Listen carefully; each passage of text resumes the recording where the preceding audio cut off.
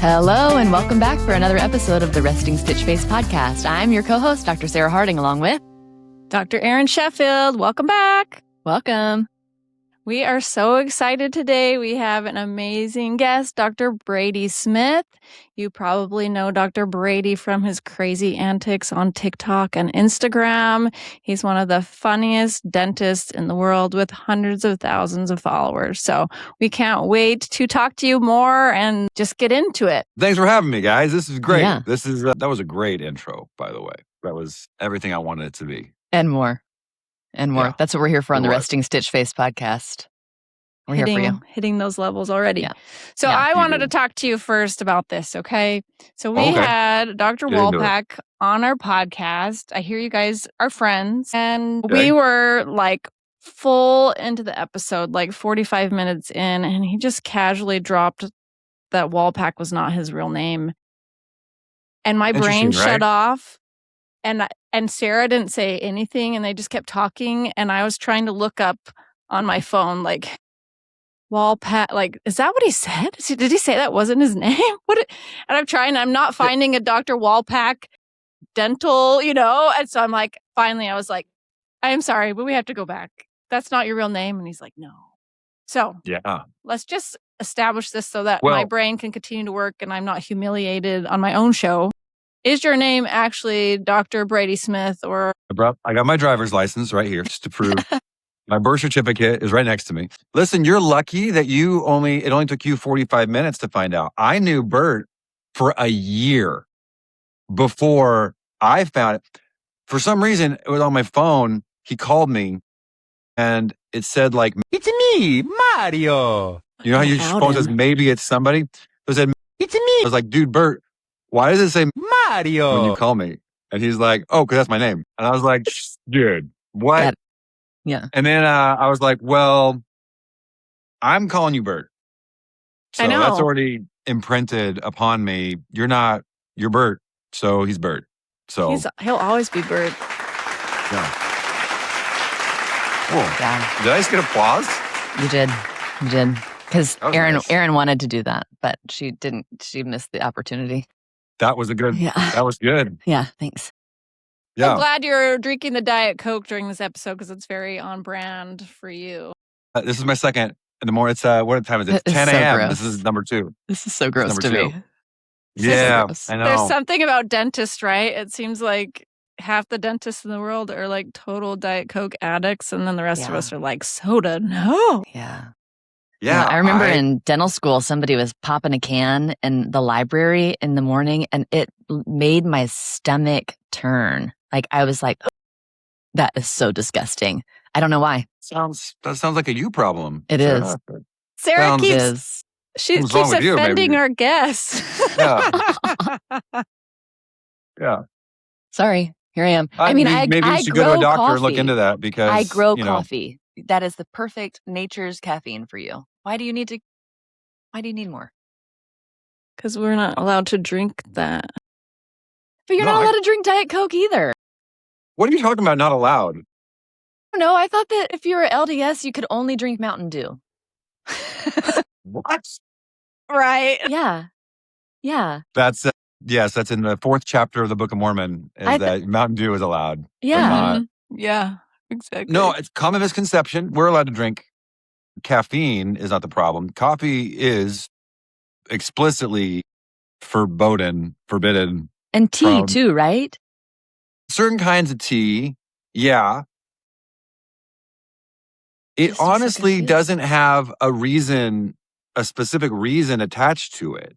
It doesn't. It's more of an obedience type of I dictation. thought it was a mind-altering substance thing. That's what somebody told me once. It was like, No, it got interpreted by a lot of like lay members as like caffeine is what is but like it was never officially like from like the pulpit to my knowledge ever like it was caffeine because people would drink Diet Coke, people could drink Red Bulls, you can drink energy drinks, you can get caffeine from chocolate. I mean, there's caffeine in all kinds of things.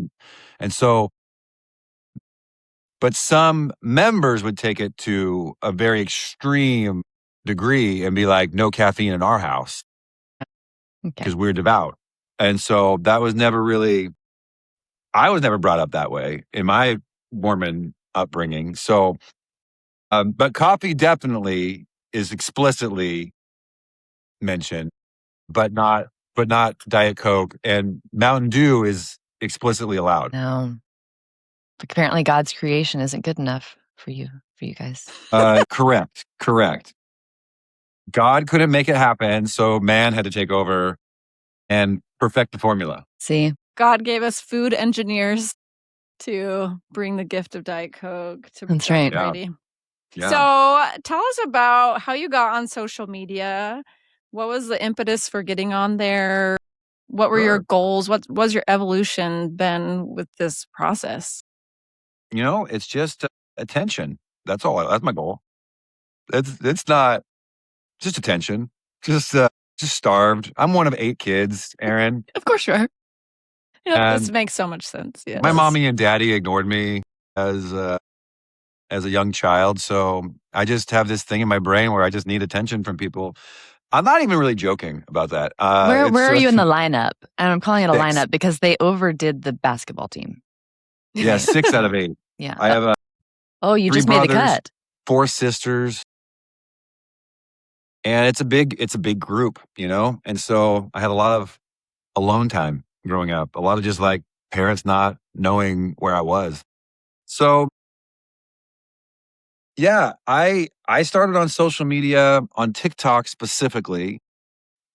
I think it probably was like early 2022-ish. It was after COVID. And I just started on there to kind of just build a brand for myself. I just wanted to kind of build, just kind of talking to a microphone and say what's on my mind. And I think I was on there for a month, and I had a video that got like 6 million views. Wow. And then it was just that dopamine hit. They're just like, I got to do it again. I got to keep going. This is great. And I didn't really have any other goal other than just to promote myself. I've never really been like, come to my dental office. I still work. I own 3 practices in Vancouver, Washington. I work 2 days a week still. So, but I've never really like gone out of my way to promote dentistry, clinical dentistry in any way. And so it's really just snowballed into comedy opportunities. So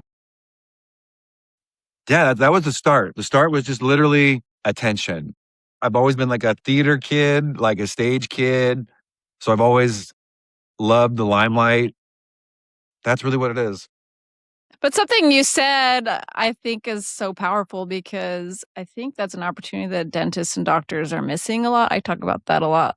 Social media is such an opportunity for building your personal brand and for finding opportunities outside of clinical dentistry. Because I don't know about you, I love my job as an oral surgeon, but it's stressful and it like wears me down. And people are like, you should work 5 days a week. You'd make a lot more money. And I'm like, heck yeah, I would. But to me, it's not worth it. Like the lifestyle, it's like the stress.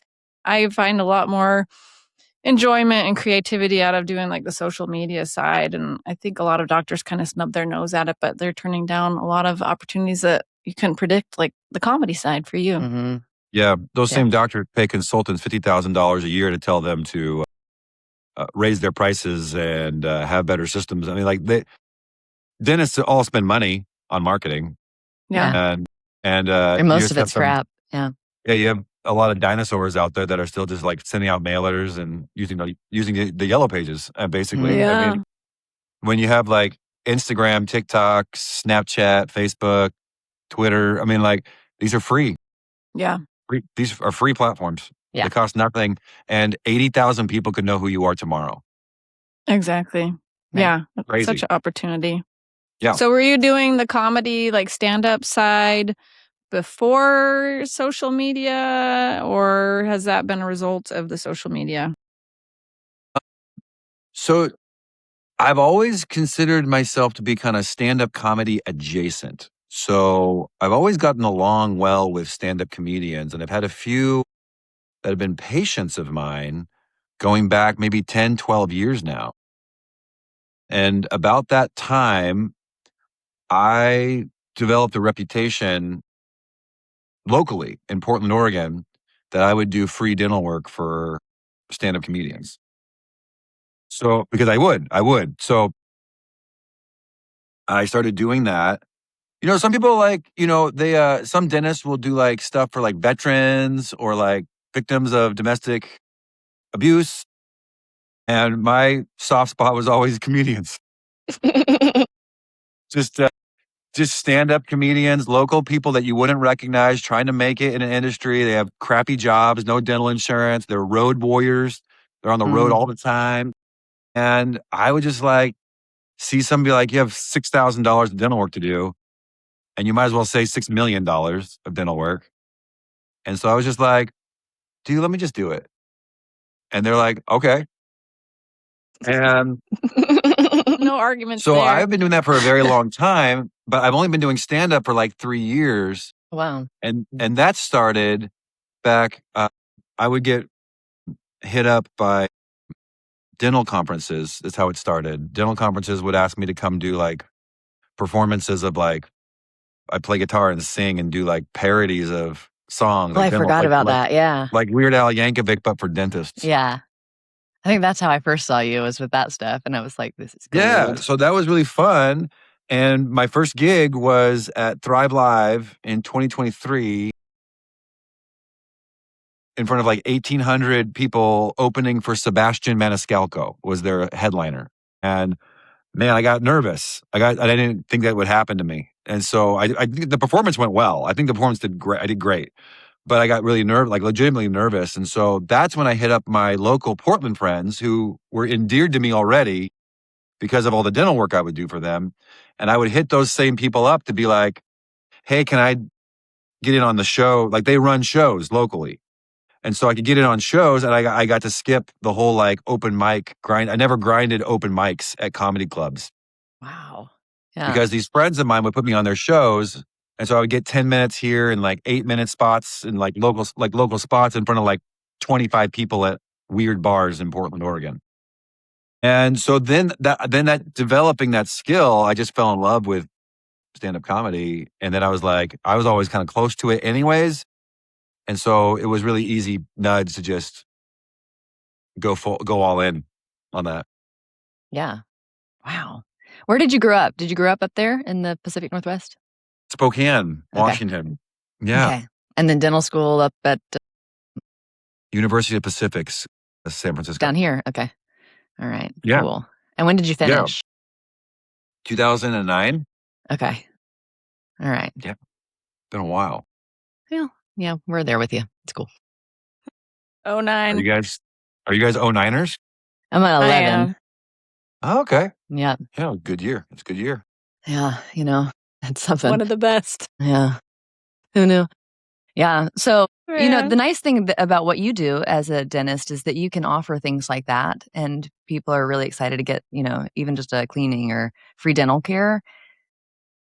I texted Bert the other night because I was out at dinner with my family, and my kid was like, wait, did the server is, and I have a 4 and a 7-year-old, they're eating their own food, like from the restaurant. My dad's like, oh yeah, that's like a perk of working at a restaurant, is you get a free meal. And like during your shift. And I was like, of course, my brain instantly goes to, my job doesn't really allow for these sorts of things. And I said, yeah, and do you know, and I couldn't even get it out, which is why I could never do your job. I couldn't even get it out because I was like laughing already at my own joke that if you work at an oral surgery office, each shift that you have, you get to have a tooth taken out. Like, nobody wants my services, right? Like, that's not what people want. No one likes us. Yeah. I got a free 6-inch sub when I worked at Subway when I was a kid. See? Yeah. Every shift I got a free 6-inch. So that's kind of like that, right? You don't get that. You want a perk like that? Yeah, like there needs to be something, but nobody wants just a tooth taken out. Maybe like just a little bit of ketamine, like a little ketamine drip or something like that. See? Just something. Just You're a right. huff of nitrous before every patient, something like that. See? Our corporation is so strict about how we dispose of the extra medications used in the sedations, and you have to squirt onto a gauze and then put the syringe and the gauze into the sharps container. And I'm like, this is costing me a lot of money disposing of That's what I was syringes thinking. and gauze in a sharps container. Yeah. And I'm like, I just want to throw it in the trash. And I'm like, anyone Yeah. who wants to go through that Dumpster diving. biohazard covered trash to get Yeah. like a drop of ketamine, like, You deserve it. Ketamine's all the it's rage yours. now, though. Yeah. Everyone's It's doing it. yours. Everyone's, I know. We had an episode 2 episodes ago, I think, that where we interviewed a gal that owns a ketamine clinic in Tennessee, and it's incredible. They're getting over people are getting over their trauma by Yeah. just going on ketamine. Yeah. So Pretty cool. that's all I know. See, you should listen. You'll learn So a you lot. can come lap Yeah. up syringes out of the trash. If I don't you know need the to. science behind it. I just know that's what they're doing. That's what the kids are doing these days. Yeah. So you own 3 dental practices. How many dentists are working with you? Do you own it independently, or is it like a group? It's a private group practice. It's Okay, it's a cool. it's private. Yeah, it's me and I have 2 partners, and then I think we have 2 associates. Yeah, we have 2 associates. So I have 2 partners and 2 associates. So it's 5 dentists. I think we're about to hire a second associate for one of our locations. So we're about to get to a sixth dentist. But it's I didn't really want to do that. We've had a couple situations that kind of fell in our lap. This last one that we opened 2 years ago was a DSO that went like belly up, and they sold a 10-op practice for like $100,000. And my Henry Schein rep gave us the jump on that. So they're like, by the way, this is going to go to market soon. If you wanted to get in on this before it does that, you could buy this before anyone else has a chance. Wow. And me and my partner were like, had 2 locations. We're like, we don't really want a third location. Like we would have never looked into that. It's it's busy. Yeah. And so, but we're like, we can't. Felt like free money, and it wasn't. It was still a ton of work. I mean, it's still a ton of work. You should have turned it to a comedy club, a dental themed comedy club instead. Some kind of cool, maybe like a dental office, /speakeasy. Yes. Exactly. Like a cool bar. Like at 10 o'clock we close, and then there's like a password. Yeah. And then it's a cool like a smooth jazz club. Yeah, Havana Nights. And you got all cigars these like and sounds going in the background. Yes, that's a great idea. Yeah. So we got a good crew, and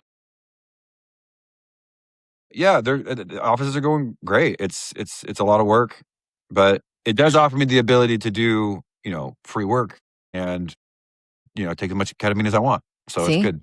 Yeah. See? Also, can we talk about your treasure box? Because we've got to talk about the treasure box. I started working in a pediatric practice, and of course not going to work there. Of course, there's a treasure box there, but it's like, skateboards and things like that. And one of the dads was like, why do the kids get all the treasures? And I was like, oh, behold, let me show you Dr. Brady Smith. He has an adult treasure box. And he was like, what? Where is he? And I was like, I know. I have 2 different adult treasure boxes. So I have the one that's open to my general patient pool. Mm-hmm. Gen Pop, we call them. Gen Pop, that's right. And that has like everyday adult, like tape, scissors, fingernail clippers. Scissors, yes. The clippers, I think we have pregnancy tests in there. And what else? Like measuring cups and batteries, and just like sounds very useful. Yeah. Yeah, just stuff you like that you might like, I could use a pack of AA actually. So you get those. And then I have a super secret adult treasure box. Yes, it's the best. And this is you must ask for it. The other one, you're invited to partake if you get any procedure done that involves an injection. You don't get. See, that's all we do. You have to earn it. Yeah. Yeah, you gotta really have done your. If they grab you or scream, they're not eligible for the treasure box, or is this a goodwill thing that they? There's rules. Okay. There's rules for sure. Okay, good. Okay, good. Yeah. Good. You should have another one for those people. The super secret one is the one that has the liquor bottles and the pre-rolled joints. Pre-rolled. Doobies. Do we call them doobies? I'm not really up to date on that. Reefers. Marijuana cigarettes.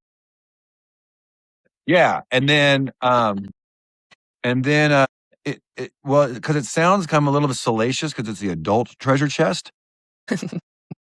And so it wasn't ever designed to have like adult toys in there, but then the gays found out online that I do that.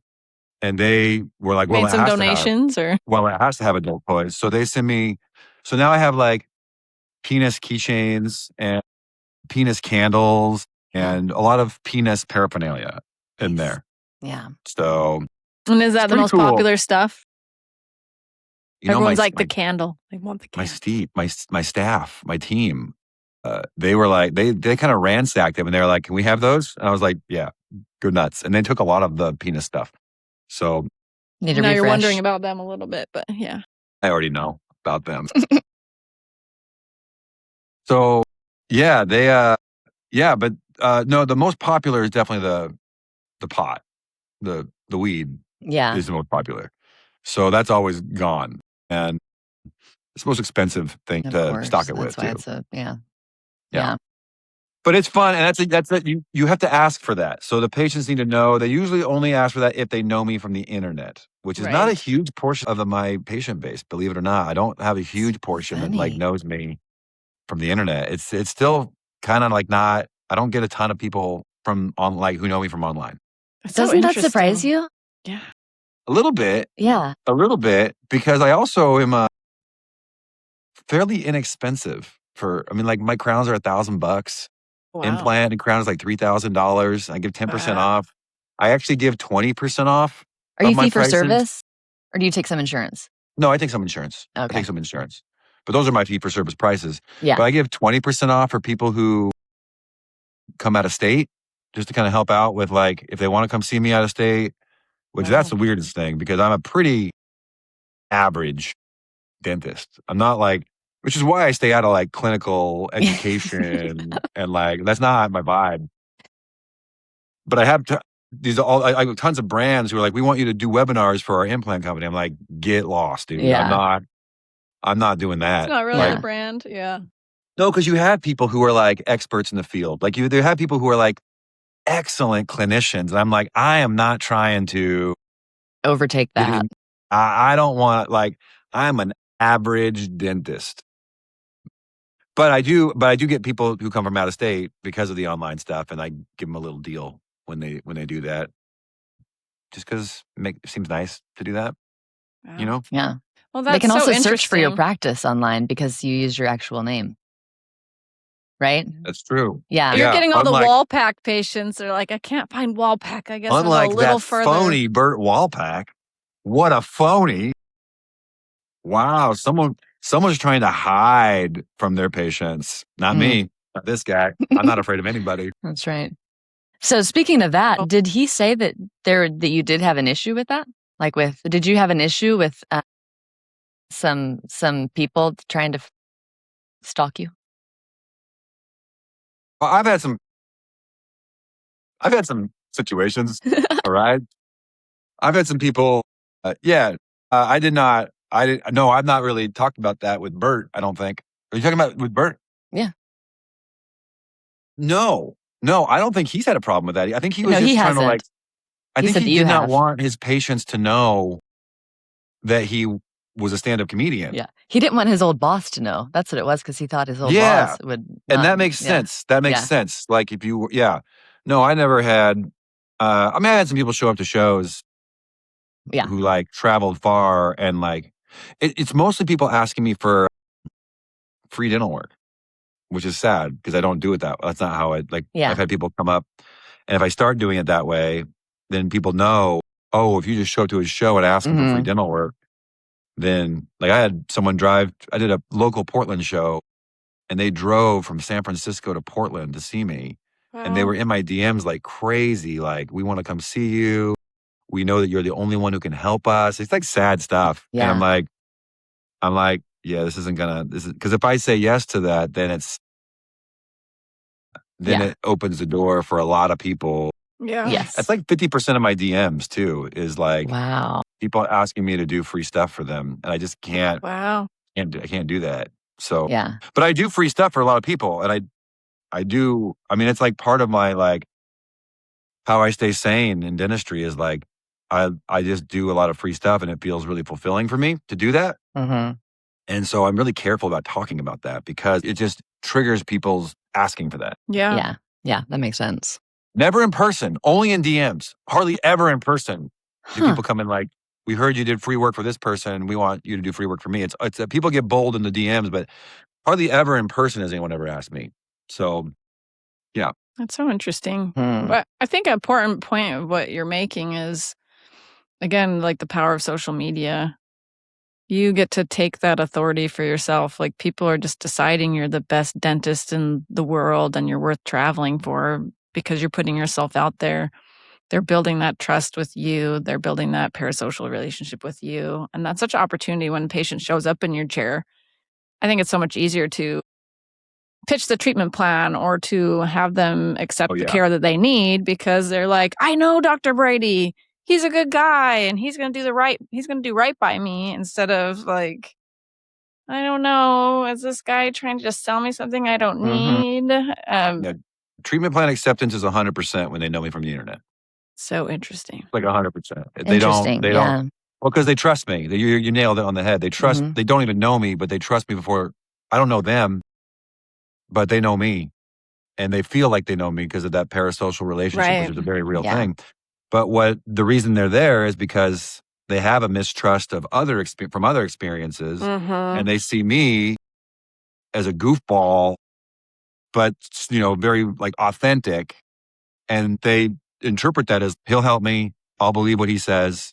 He's not out there trying to scam people. And then I tell them they need 18 crowns, and that's what we do. And they say yes. And ozone and crystals and some other things too while you're at it. Yeah, I see you, Erin, getting on. Yeah, I've been wading into those. Taking some holistic fellas to task. I like it. I know. I went hard. I said someone was a quack, and I'm not usually that strong. The guy, and then there is a capitation right here, and you must do ozone to get the capitation taken care of. That guy? Yeah. He's not even the worst one. I know. Well, Do you know Blodgett Dental Care? They're here in Portland. No. He has a big online presence. I see the guy with the big glasses. Who's that guy? I don't think he has glasses. Blodgett, no, I know who you're talking about. No, Blodgett has been doing this for a long time. And he's in Portland. That tracks. I called and asked him, I called as a patient, and I was just like, and they're very forthcoming on just a phone call of all they do. Do you know how much an extraction costs? I want to know. This is gonna blow your mind right now. And you can call them and ask them because they quoted me this over the phone. $4,000. No. Just a routine extraction or like a And I had to like not laugh, and I had to pretend to like maintain my composure. And I was like, thank you. Yeah. So that just seems like a little bit more than what I've been quoted other places. What's all entailed in that? And it's like this vitamin C drip. They inject you with vitamin C. And then they're like, what else was there? The ozone stuff, like oxygenation of stuff. And then the cleaning of the site and making sure there's no cavitation. And a lot of dentists leave that. And then they just throw dentists under the bus at every opportunity. They're going to leave you with this problem that's going to affect you for years. And you don't know how toxic these things can be if it's not properly taken care of. And most dentists don't properly do this. And then I was like, okay, well, then I'll need an implant. How much is that going to be? And a ceramic implant in the anterior was $11,000. Okay. And in the posterior was $9,000. So I was telling them I needed a molar taken out and replaced. And so that's $13,000 for an extraction and an implant and a crown. $13,000. And then I was like, there's people who do this. Yeah. There's people who pay for this.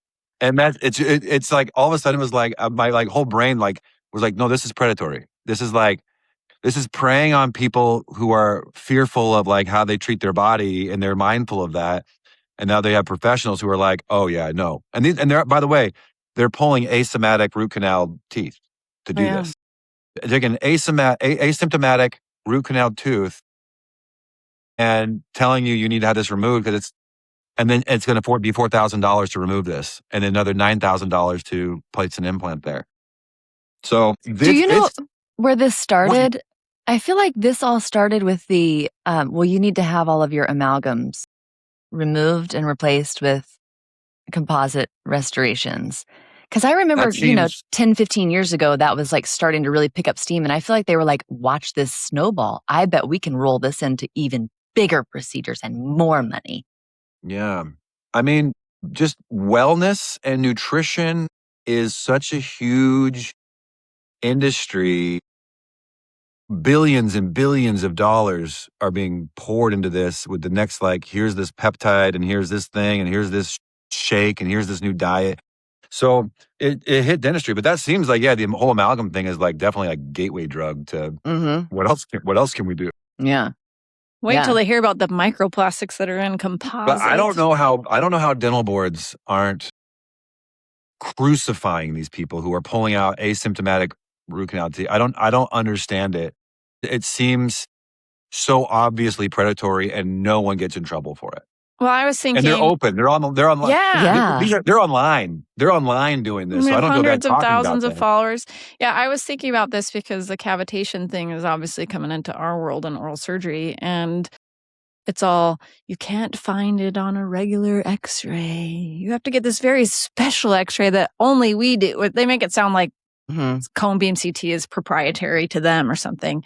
And then there's no symptoms. And I'm trying to imagine, I have patients. Yes, yeah. I have patients with symptomatic, like painful things, and I can't get them to pay $200 to get their infected tooth out. But these people are charging $11,000 for their cavitation treatment on asymptomatic, can't be found unless I ask you to take this x-ray that we didn't need to have. And I thought, how do they do it? And the only way I could think is fear.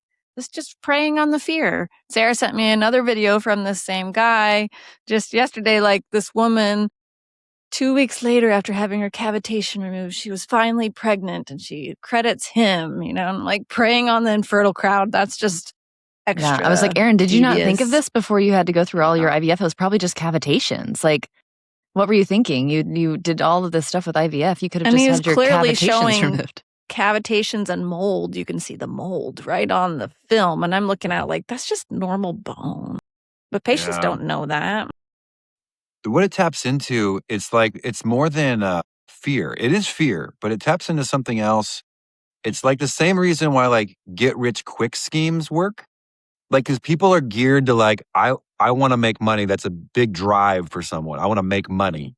And here's an opportunity to make money so fast. I got this email from this Nigerian prince, and it just sounds too good to be true. But people still people fall for those. And you're like, how can people fall for that? And it's like, because it's innate in them that they want money. So you're tapping into a drive that they already have. With people in dentistry, you're tapping into a mistrust for dentists. People already hate dentists. So if you're a dentist and you're like, yeah, these dentists are killing you and don't do what they say. There's another guy out there that it tells people, don't ever say yes to a crown. Never say yes to a crown. You need to do onlays, and the crowds they're killing. Like you can, and so when you say never say yes to a crown, this is someone who's going to get hundreds of thousands of views, because you're going to have so many people who are like, yeah, I was told to get one. Yeah, exactly. Yeah. And they know that they're doing that, and then they go viral doing that, and it's like that's what you're tapping into. And well, tell me what you think about this. One of the worst ones with this holistic dental stuff that they're spewing. My brother-in-law happens to work for her. He got hired on to this dental company as their CFO. And now I'm like, no, not them. And he's married to my identical twin sister. So I'm like, I was going to make a video, but that might not be the best idea. She's like, why is your wife making these videos against me? So she'll have to go unchecked. Yeah, sometimes you just got to bite your tongue. Like, no, she's not going to do anything. They're not going to do content about this, for sure. He'll keep his job a little longer until he can maybe find something a little more in line.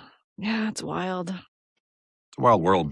Well, we really appreciated your video on how wisdom tooth business is in a $4 billion scam industry.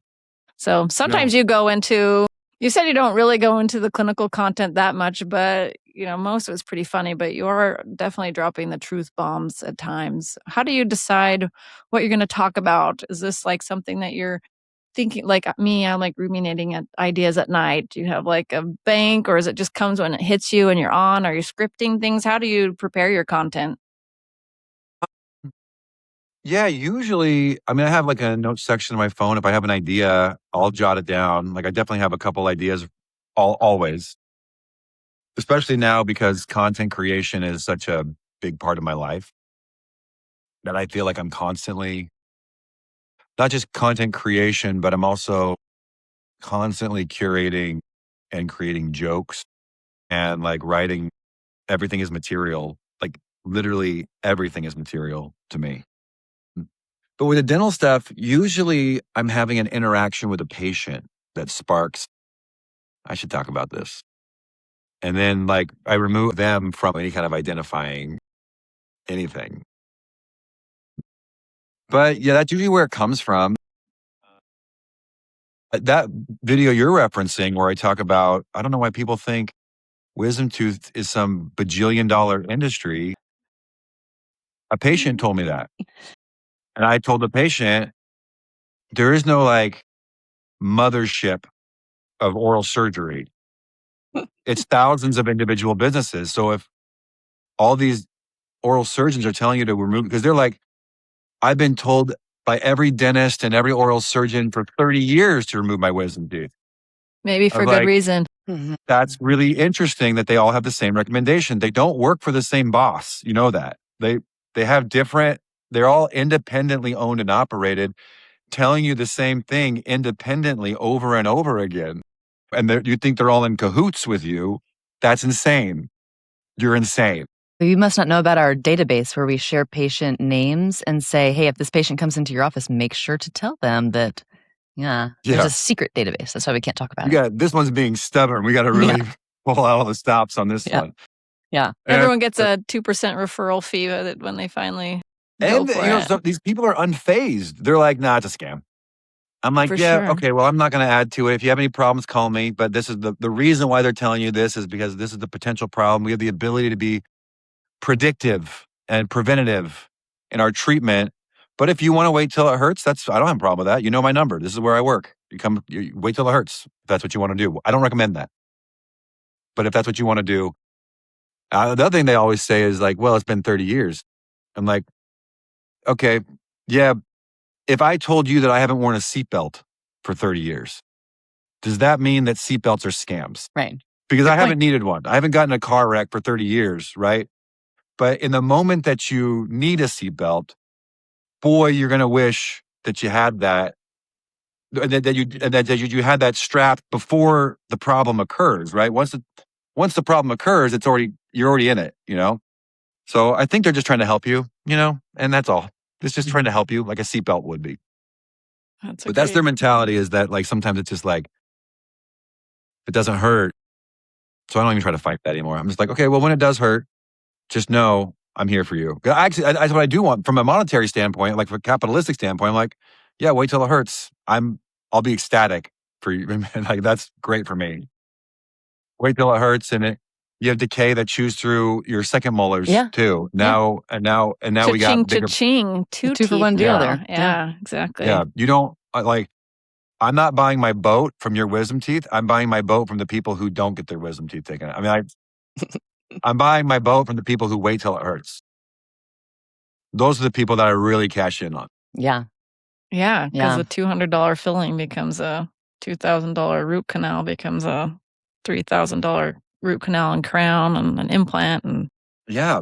A long time ago, I thought it's like Americans always talk about how we want to be preventative in medicine. And actually, my experience in dentistry is like, I don't think people want to be preventative. That's so true. I think people want to wait till it hurts. Mm-hmm. They want to wait until they have to deal with it. Nobody really wants to be preventative because dentists are the poster children of like probably the most preventative healthcare providers. Yeah. Like, the whole like, don't eat sugar, don't smoke cigarettes, come in every 6 months, check, even if it doesn't hurt, we got to check it. Here, have a toothbrush, have some floss. Here. I mean, there isn't a doctor more preventative than us, I don't think. And still people are like, nah. Yeah, scam. Yeah, they're trying to get me, Yeah. Yeah. So, But speaking of scams and truths, I really appreciated your video on Medicare, the whole cutting of reimbursement for that. And this was a little bit of a while ago. Here in California, I think recently they passed something where they're no longer Medi-Cal is no longer covering amalgam restorations, only composite for the Medi-Cal Denti-Cal population. And that's interesting. Okay. And so I didn't know that. Yeah, that was just last week, I think. And so then, of course, everybody jumps in and says, okay, well, then are we not downgrading any of my restorations anymore? Like you're saying it could have been an alloy restoration instead of a composite restoration.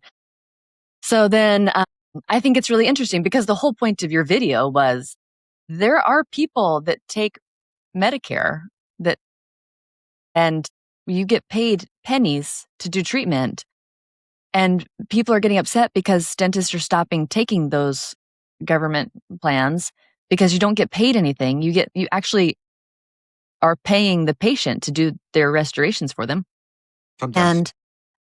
But then there's these big conglomerates that are Medicare mills or whatever, and they are getting a set amount of money from the government to have a set number of patient population, whether they per encounter payments. Yes. And whether they're seeing the Biggest scam in patient dentistry. or not seeing the patient, whether treating the patient or not treating the patient, if they see them, they're going to do one filling today, and then they'll have you come back. And then you get to do another filling, and then they'll have you come back, even though that's ridiculous. Well, it's literally supervised neglect. Yes. Because these places, it's 3 months to get a new appointment at these places. These places are backed up like crazy. Mm-hmm. They have the worst reviews online, Mm-hmm. and they have the longest wait times to get in. Yeah. And you get one thing done because they're paid by encounter. And they suck up, in most states, 50% of what the government allocates towards Medicaid dental is sucked up by federally qualified health centers that don't do any dental work. I do more dentistry in one day on the Medicaid population than a federally qualified health center does in a month. I don't think I'm even being facetious. Right. It's to me, that's the biggest scam in all of dentistry is how federally qualified health centers are paid, because it's hundreds of millions of dollars. That could be, if you paid me by encounter, I would cover root canals, crowns, implants, the gamut of everything for the Medicaid population who needs it the most. I could cover all that if you paid me $300 per encounter. But they're getting paid. So yeah, they do exam and x-rays. They get paid $300. I get paid $27. And they get paid $300. So all that stuff offsets, which would allow you to, like, the grand scheme of things, yeah, I could do implants. There's like 4 visits to do an implant. Yeah, I could do that. I could manage that. So it's yeah, that's terrible. That's a terrible situation that's never going to get fixed. No. Yeah. No. Or the patients that I've seen a couple of this type of patient where they come in, they are covered under Medi-Cal, Denti-Cal, and they can't schedule in the next month because they're taking their family vacation to Maui for the month. I'm like, That's nice. huh, that's them. interesting. Well, that's just a value issue. They don't value, I'll be honest. Yeah. Sometimes I'm on team patient for that, because if I had to choose between a trip to Maui with my family or a 3-unit bridge on my own mouth, I would probably choose the trip to Maui with my family. If I had to choose, and some people are kind of in that boat, It's so sometimes. But I'm also like, I'm going to patient. do your same. Yeah, I'm going to do your same exact treatment that I would do on somebody with good insurance, and I'm going to get paid a third of the amount. It's the same exact thing. But you still get a trip to Maui and I don't. Yeah.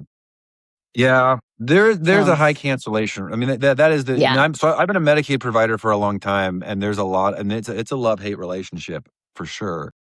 But I accept it just because I just have a affinity towards this population of people. I enjoy the interactions. I enjoy being helpful. I enjoy providing them a space where not very many people are. And I like it. I don't recommend it though to other people. I mean, like there's some rough things. You get involved in some Medicaid audits and you'll Yeah. change your mind pretty quickly. The other thing with Medicaid is that mistakes are fraud. Right. If you make a Yeah. mistake, Mhm. there's no such thing as a mistake with Medicaid. You are committing fraud if you misbill anything. And I've gotten in some trouble with that and had to pay some large amounts of money back to them Wow. because of mistakes that they called fraud. And that's a scary thing to go through Yeah. for sure. Yeah. Did It's they really first easy ask to you for your miscode. 18-cent check back? Yeah, they want their 18 cents back.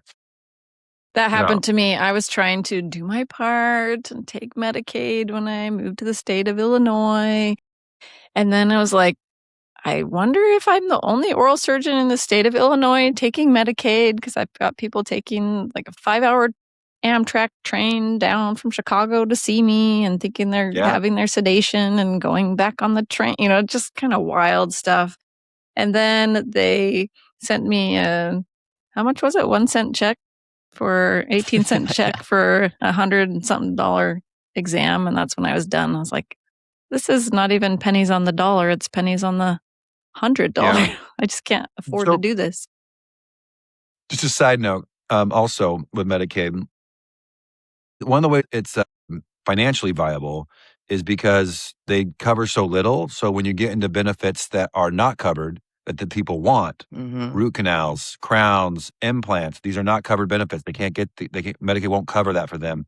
Then you enter into a fee-for-service relationship. And Sure. what I have found doing this for 16, 17 years Mhm. is that not everybody, but a good amount of people will pay for that. Sure. They will pay for an implant. And so that's one of the Yeah. reasons my prices are Or reasonable. they'll bone graft every wisdom tooth site. Who the patients will? Well, they'll accept that treatment plan. Yeah. I don't know about that. I don't do that. Yeah. I don't do that. So I don't know about Which is that. bizarre. But they are a patient population of people who need dental work a lot. Mhm. And so when they need something and they realize they've already pulled out 6 teeth and now they can't chew and they're going to lose more, all of a sudden now they'll be like, let's talk about implants. That's interesting. And That's so a good point. it works out for me anyways. I've found that it works out well, but I make most of my money not from the reimbursements, from the non-covered benefits that are a Mhm. fee-for-service relationship from this population of people.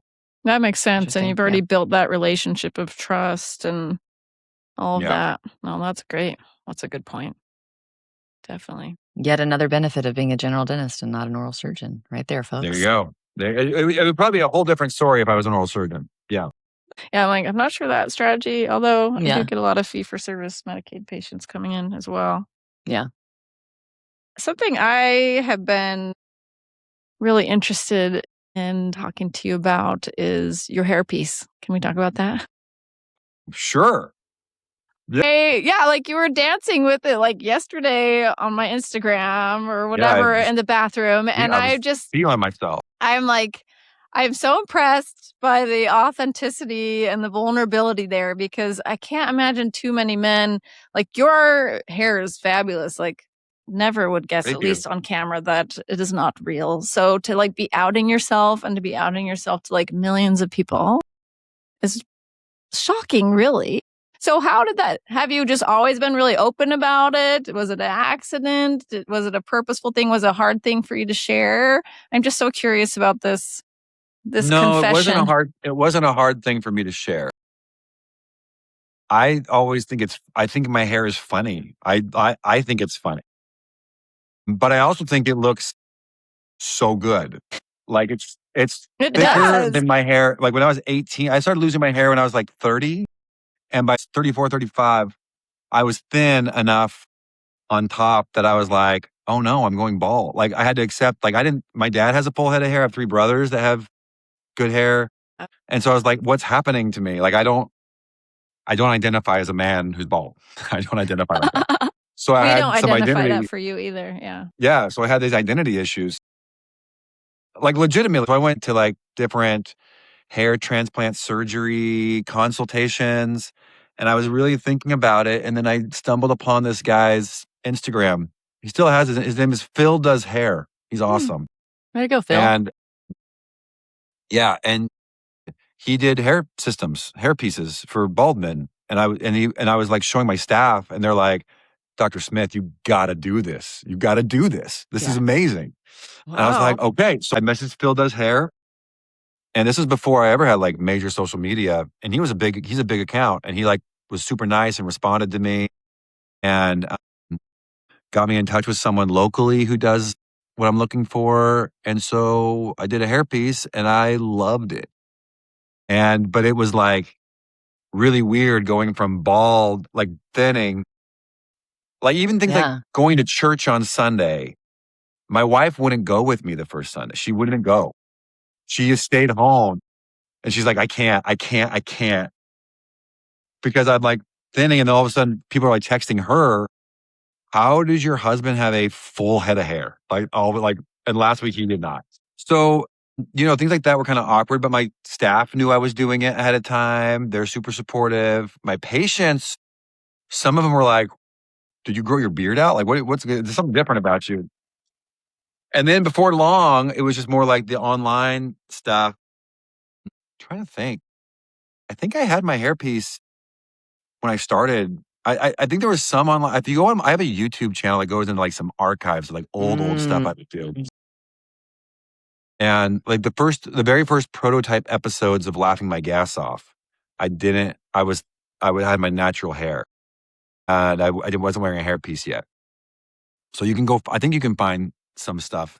Yeah, I was always open with it, and then it's also very, very helpful for men and women. Like I get a lot of messages from men and women about like how this works and like just feeling comfortable with themselves. So and the thing is like, I'm not really trying to impress. If I was a single man, I don't think I would feel the same way. If I was if I was like dating, I don't know that I would.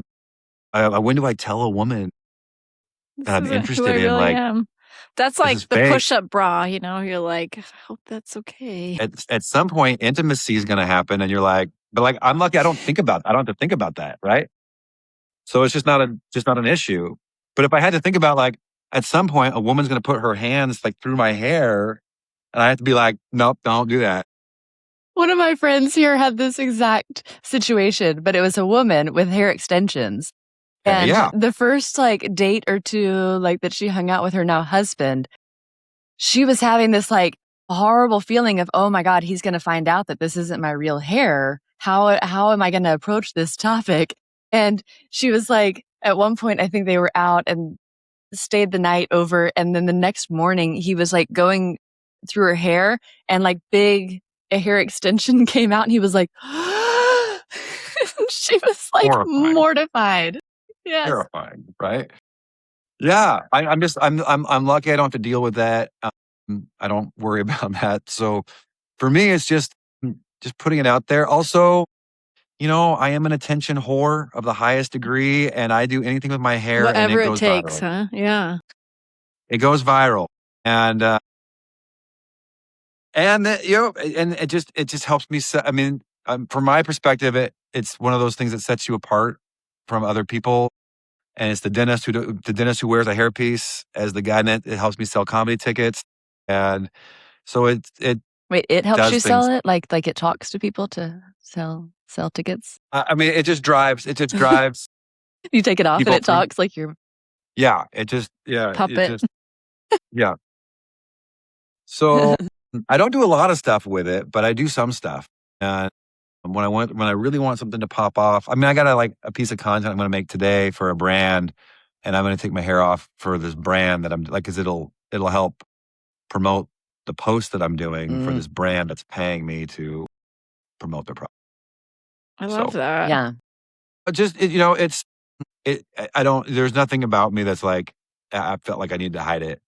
It's just there's no part of me that's like, this is embarrassing. I love it. So and then people ask me why I don't do hair transplants. And the reason I don't do hair transplants is because it's never going to look as thick as my hair piece does. It's going to be okay. It's going to be an okay result. Mm-hmm. But I'm not going to look like I'm 30. Right. Like that hair piece turns back time 10 years for me. And and I like the way it looks. And so, even now my wife is always like, "What's your end game here, Brady? What are you gonna like? You're just gonna do this forever?" I'm like, "Yeah." Could be gray. They can sprinkle in gray. Like you can get it like silvered up. So how if you often want. do you have to replace? What's the maintenance on something like this?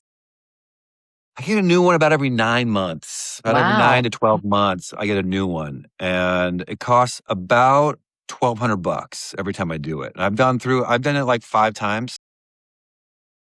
Why do you have to get a new one? It's getting like stinky and old, or like the hair's So falling out. so the hairline, what happens at the hairline is the lace at the front of the hairline becomes visible.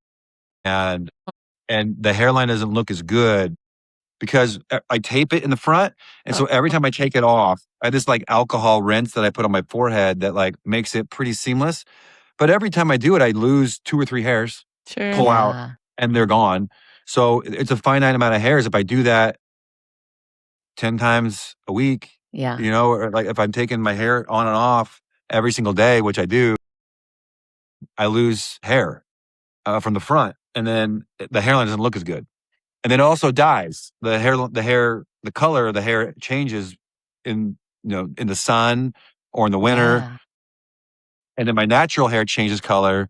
And so there's color issues that happen. And so when I get a new one, the color matches like dead on. My hairline's friggin' smoking hot. And then it just, it works. So do you have like the winter hair and the summer hair?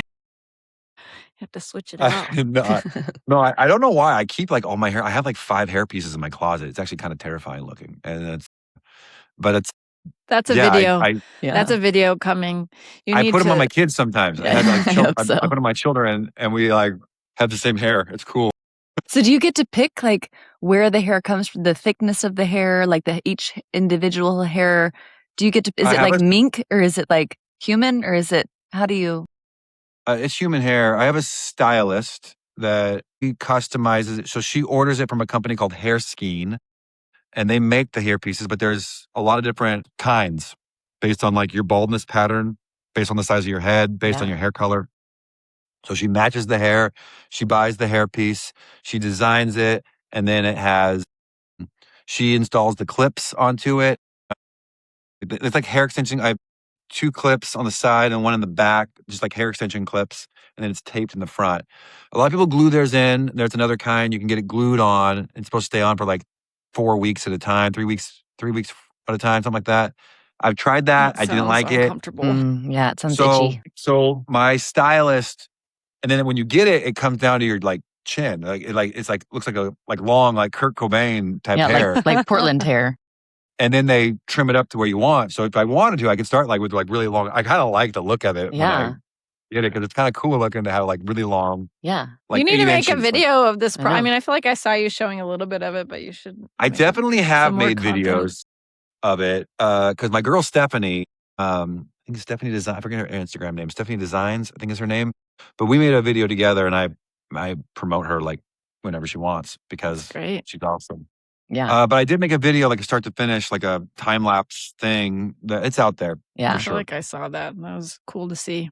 Well, I love that. I think there's so many things that like we don't talk about, and when we don't talk about things, I think it inherently breeds shame. And there's like nothing shameful about losing your hair. That's like a natural thing for so many people, not just men, even women. And so I think you being open about that really is helping people. And it sounds kind of silly maybe, but I think that's really cool. As women, what do you two think if you were dating, I don't know if you guys are married or what your situations are, but like if you were dating someone and it was going well, would you want to know before or after intimacy? I was just thinking, I think it's sort of endearing. How would you guys want to be told? Like when is at some point you'd have to feel like, oh, you kept this, like, it's not cool that you kept this secret for so long. Yeah. But so there's got to be a time, I think, when like, I always wonder about that. But like from your guys' perspective, I'm curious, like if you were dating a guy, when would you want to know?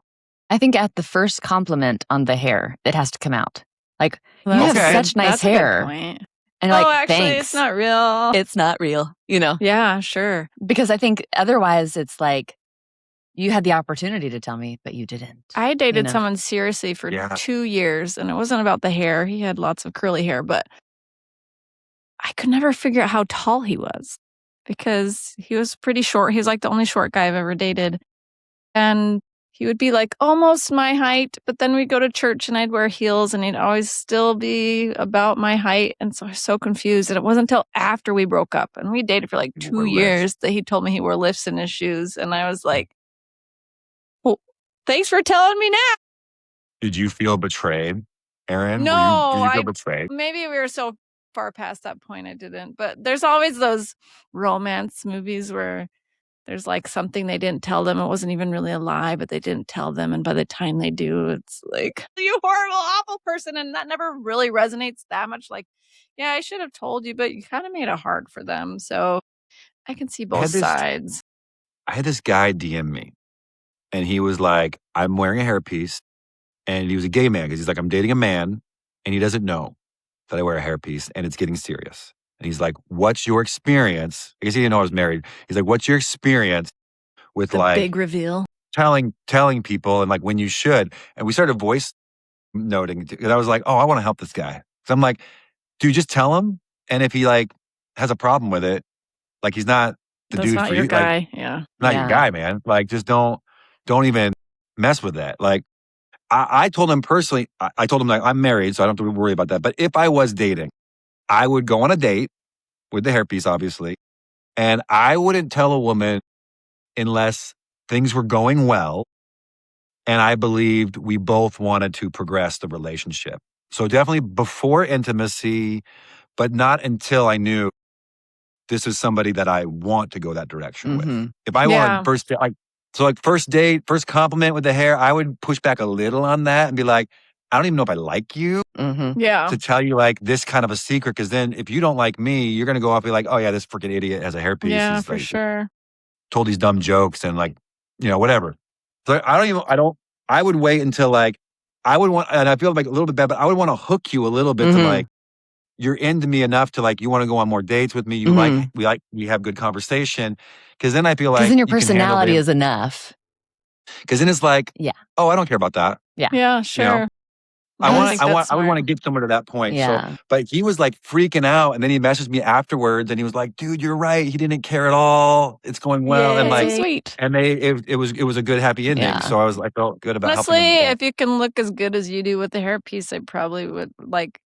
I He don't. showed me pictures. He looked good. I was like, "Dude, you look great, so, man." Like the reveal probably wouldn't be as big a deal to me. Like, well, at least you're doing the best you can with what you got. Yeah. I also That's think that if it something. gets to the point where you're like, it's probably to the point that I need to talk about this, but I don't know how to bring it up. You can say, I'm about to start designing my next hairpiece and I'd like some input from you. What do you think about changing the color a little bit? And they're like, what do you mean? Like, oh yeah, this is not my actual hair, but it looks good, right? And then they're like, yeah, it looks great. And then you're like, well, do you want to help me design the next one? I'd love your input. And then that's like, see, Put that's it an back on intimate. them. Like, you're so dumb. You didn't know. Like, I Yeah, thought it was gaslight him. obvious. Just tell him, make like, you're What do you mean you You're didn't know? You didn't know this was fake? What's your problem? I wasn't saying I don't know. gaslight them. I was saying, no. I'm you just know, kidding. I'm just giving you a hard. come on. I was like, compliment them and their design capabilities and that you Yeah, go value for the their ego opinion. push. That's a You smart value their move. opinion. Exactly Smart right. move. Yeah. Thank you. Those are good questions. I mean, listen, and there's lots of those aspects I don't deal with having the See? hairpiece. So all I deal with is people online, and they just think it's funny and cool that I'm open with it. So It is funny and cool. Yeah. I love it. What has been your biggest, you said that in 2022 you went viral with one video, but what has been your kind of biggest video that you've really felt hit? there's been a few. One, so I mean, the one is where I have a black patient who called me the N-word in my chair. Mm-hmm. Oh, I remember that one. I don't know. He's like, he called me his N-word. Yeah. Like in an endearing sense. Right. Yeah. He says, you my, and an N-word. Yeah. That's quite a compliment. And that guy, I mean, I think my biggest videos, I don't think I've ever got more than like about 12 million views on a single video, which is great.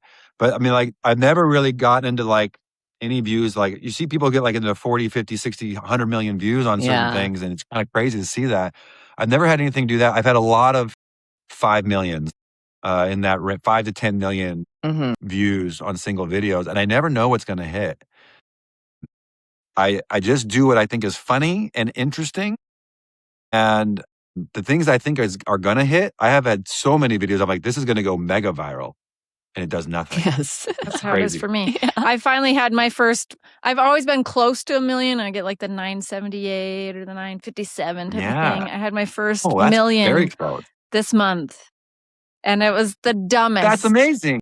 And it's got like 1.8 million probably at this point. It was kind of stalled slowly, but it's the dumbest. Did you see it? It was about the tongue. Like the creepiest thing you can do to your dentist is to like didn't see lick that. them. It was like the dumbest. It was the Yeah. dumbest. See, then you but- start. Then you're like, okay, I got to do tongue content. I guess. Right, I'm just the because tongue. But then the it algorithm- started pulling. I'm so naive. It started pulling a little like nasty, and it was like my kids are like, "Mom, we want to make a video." So I'm like, "Here, lick your sister's finger." And so then people are like, "Ooh," and I'm like, "This is a kid. Stop." This is not. Yeah, that's not that kind of content. The other one, see, I think I did one where I like a POV. Someone asked me to turn on the autoclave, and then I start twerking with my thong on in front of the autoclave to like turn on, like sexually turn on the autoclave. Oh, And that one went mega viral also. I was gonna say that was gonna be my last question. Was like the thong. What does your wife think of the thong? How did the thong come to be? It was a gift at first. It was a gift from Someone gave it to you? Yeah. They and like then- really gifted you the thong. And I was like something like, I forget. Yeah, it was years ago. And so now it just became a cornerstone of my content. I know, right? No, someone gifted me the thong because I was doing floss bitch content where I would like do like drawings and like pretend like I was doing drawings of like artists who have like art posts. They teach you how to like draw like a rose. And I would pretend like I'm drawing the rose. And then when they show up the rose, I would show my piece of paper and it just says floss bitch. And I would do a lot of content like that. And then someone gifted me thongs that say you should get, like, it became like a catchphrase. I guess I just tried to kind of like adopt it for myself. Yeah. And then I got the thongs, and now it's my merch. I go to my comedy shows and I sell Oh my gosh. thongs or say We'll floss have to, bitch we'll have to on them. get some. But I want to say probably my favorite video of yours ever is the like Maury Povich spoof one that you were doing of Oh, the that one went viral, too. assistant.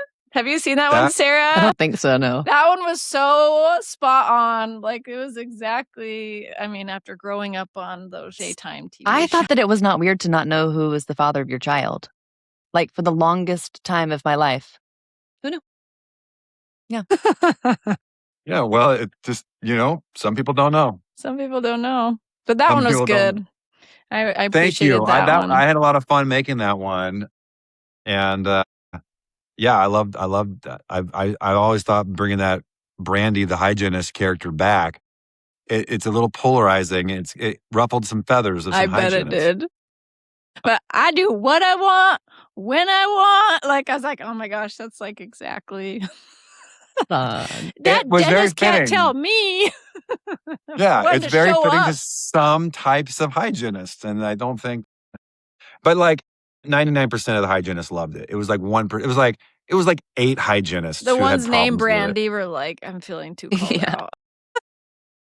Or the ones actually starting OnlyFans on the side were like, "Is this about me? Is this about how you know this about me?" That's very masterful. Well, can you tell us where people can find you online? Tell us a little bit more about Yeah, all your platforms. comedy show. etc.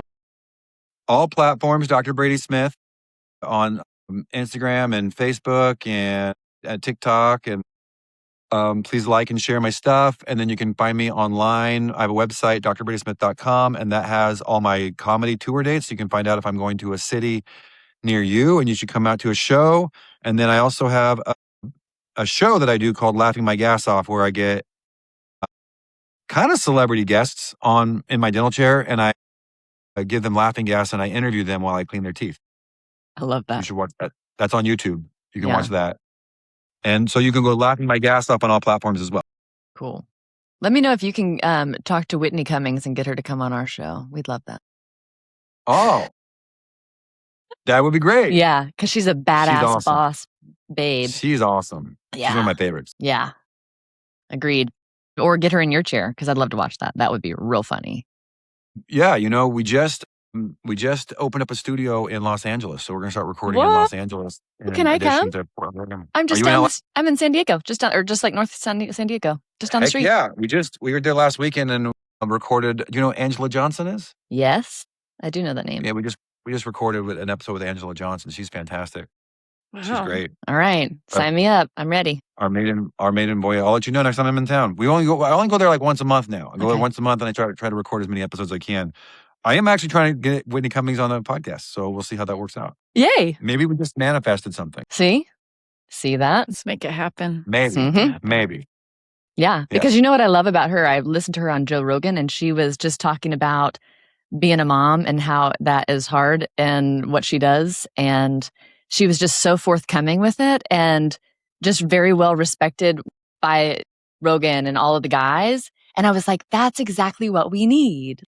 Because it's so hard to just show up as yourself as a woman around all men and just like be who you are, but also be accepted as that. Because like as women oral surgeons, that's how, it's like, am I one of the dudes or am I like the girl, Yeah, I imagine that's something that's very interesting dynamic within oral surgery because it can feel like a boys' club. So hopefully there's good ones out there. But I imagine there's going to be good ones and bad ones, but hopefully there's good ones that are just as accepting. Yeah. It's just. Yeah, but I loved it. She could do that. But comedians is a boys' club too. Mm-hmm. Yeah, sure. And I talk to a lot of female comedians who feel you got to work a little harder to get the same recognition. Yeah, absolutely. Which is terrible. So to me, it's just about being funny. I don't care who you are if you're funny. And I don't care if I think you're funny. If you are funny, that to me is you fill a room full of people who are paying money to see you. That means you're funny. Yeah. Even if I don't find you funny. Right. If I don't think your comments on my, but like I would never say you're not funny. You are fun. Maybe I don't find you funny, but there's men and women in comedy that to me, I don't understand. Right. The draw. But they have it. Mm-hmm. They're there. I mean, the people are paying. So it's like all kinds of kinds. Funny. Yep. Yeah. As far as the recognition, you get it because those numbers don't lie, Love that. Yeah. Another truth bomb by Dr. Brady. Thanks for sneaking another one in. Well, thank you so much for joining us. This was so fun. It was so great to get to thanks for talk having to me. you. I think we had a fun, funny time, but also definitely hit on some serious high yield topics. So thanks again. And as always, like and follow, and we'll catch you next time. All right. Bye.